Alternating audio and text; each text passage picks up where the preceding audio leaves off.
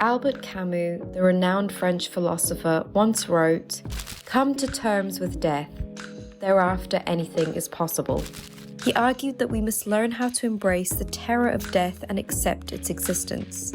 Likewise, scholars like Ernest Becker, who you can find out more about in our other video, have argued that the terror of death lingers as a panic, always rumbling underneath the surface of our consciousness, driving us to create symbolic systems of meaning and worth, to distract us from this anxiety and provide purpose to our lives. However, what if we could free ourselves from the anxiety of death? And how would this influence the way we live our lives? This video examines these questions through analysing Tim Burton's film Big Fish, exploring whether we can think positively about death. Can we face up to our mortality, remove the dread of death, and lead a more fulfilling life?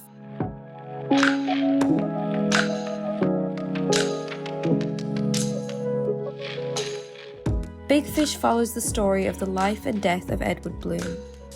As Edward lies dying, his son William listens to his father's fantastical stories, which he calls death takes. These tales reflect Edward's life of extraordinary adventures and his final dying moments. Early in the film, we see a flashback to Edward's childhood, where he and his friends confront a witch who can reveal how you die by gazing into her magic glass eye. Despite his friends' terror, a young Edward seeks out the truth about his death to shape how he lives. On one hand, if that was all you thought about, it could kind of screw you up. But it could kind of help you, couldn't it?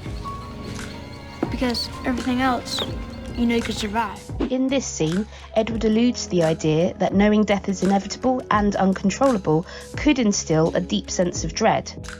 The Danish existential philosopher Søren Kierkegaard distinguishes the idea of dread from fear. Fear is situational, such as encountering a snake, which dissipates when the threat is removed, while dread is a constant, ominous foreboding about the future, which can generate psychological despair if we don't find a way to flee from it through suppressing it. However, Kierkegaard advocates confronting and dealing with this dread. In Big Fish, when Edward learns the details of his death, he effectively eliminates the dread of the unknown. This knowledge allows him to live boldly and take daring risks, knowing that he will survive until his predetermined fate.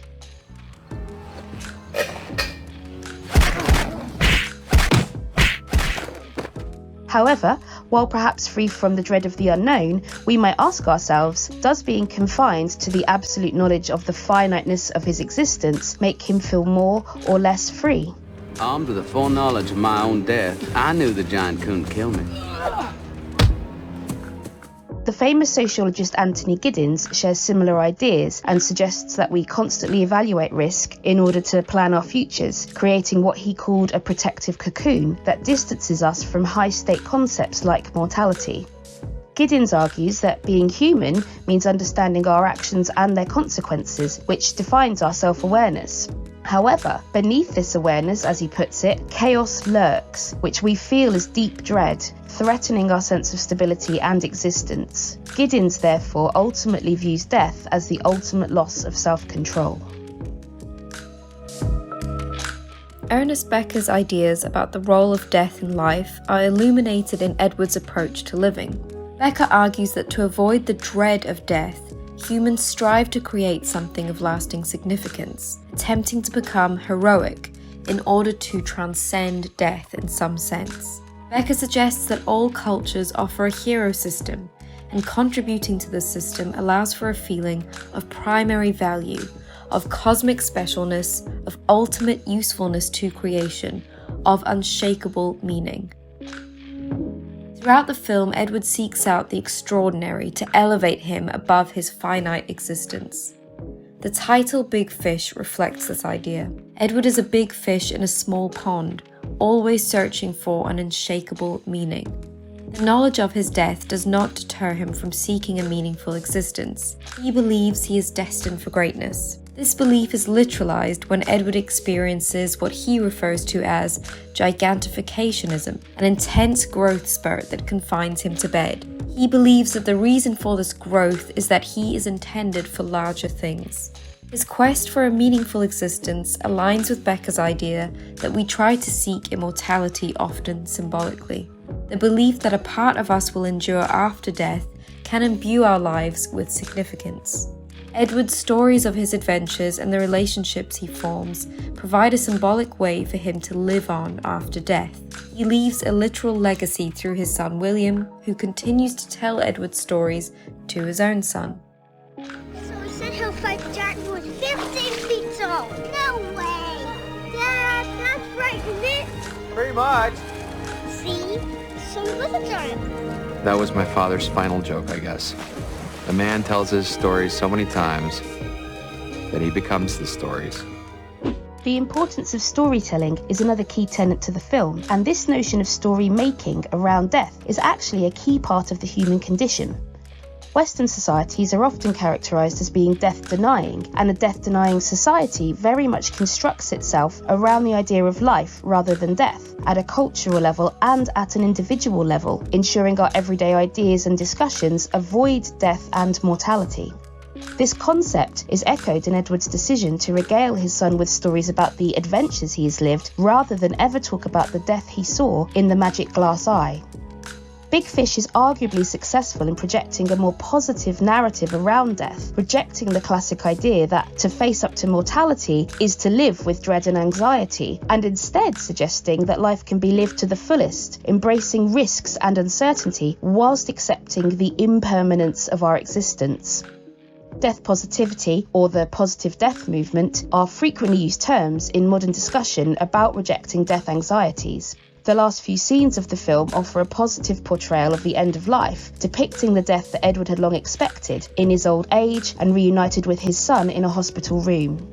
William takes over the film's narrative at this point, recounting Edward's stories about all the people he met in his life who have now come to celebrate him in his final moments.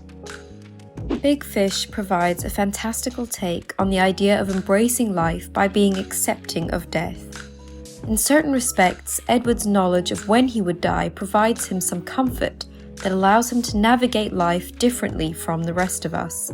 And to counterbalance this character is his son William, who struggles to be accepting of his father's life coming to an end.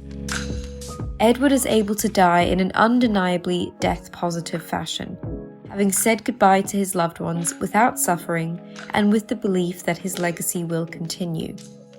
Whilst the feeling of dread that accompanies thoughts of death appear removed from Edward, ultimately we still see his choices shaped by a desire to triumph over death and find a way to endure beyond it. In this sense, can we ever truly be free from death anxiety? Whilst famed psychiatrist Irvin Yalom suggests we should stare into the sun to confront our fear of death, just as Edward stares into the witch's eye, Becker is more pessimistic about our ability to ever truly come to terms with death. He argues, when you get a person to look at the sun as it bakes down on the daily carnage taking place on Earth, what comfort can you give him?